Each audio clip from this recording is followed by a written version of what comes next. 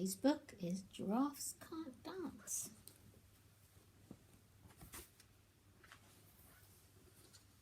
Gerald was a tall giraffe whose neck was long and slim, but his knees were awfully bandy and his legs were rather thin.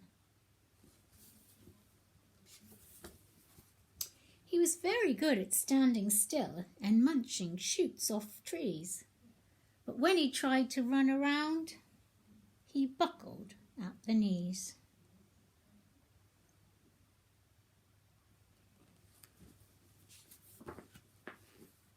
Now, every year in Africa, they hold the jungle dance, where every single animal turns up to skip and prance. And this year, when the day arrived, poor Gerald felt so sad because when it came to dancing, he was really very bad. The warthogs started waltzing, the rhinos rock and rolled, the lions danced a tango, which was elegant and bold. The chimps all did a cha-cha with a very Latin feel, and 8 baboons then teamed up for a splendid Scottish reel.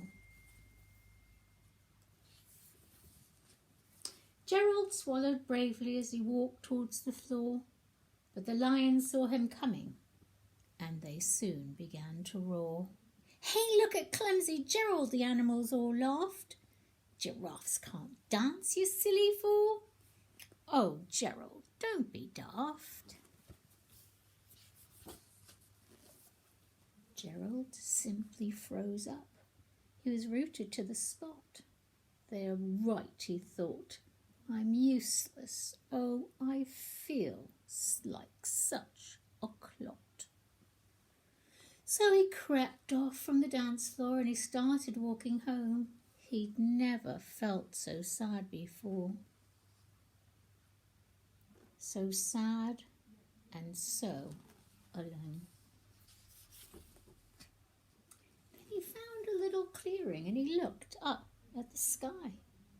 "The moon can be so beautiful," he whispered with a sigh. "Excuse me," coughed the cricket, who'd seen Gerald earlier on. "But sometimes when you're different, you just need a different song." Listen to the swaying grass and listen to the trees. To me, the sweetest music is those branches in the breeze. So imagine that lovely moon is playing just for you. Everything makes music if you really want it to.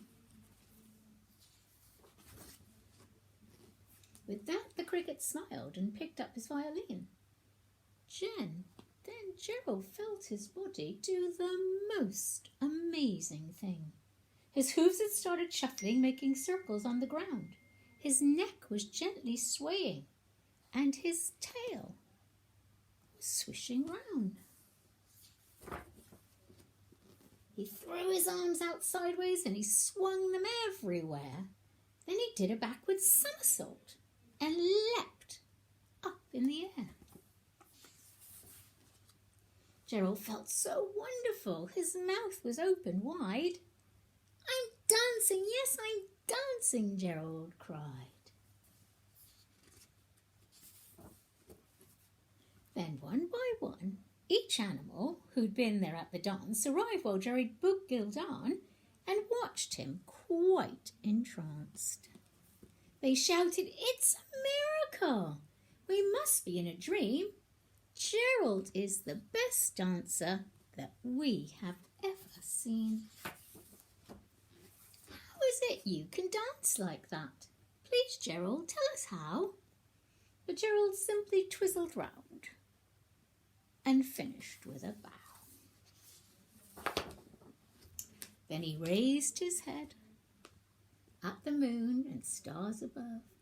"We all can dance," he said, when we find music that we love.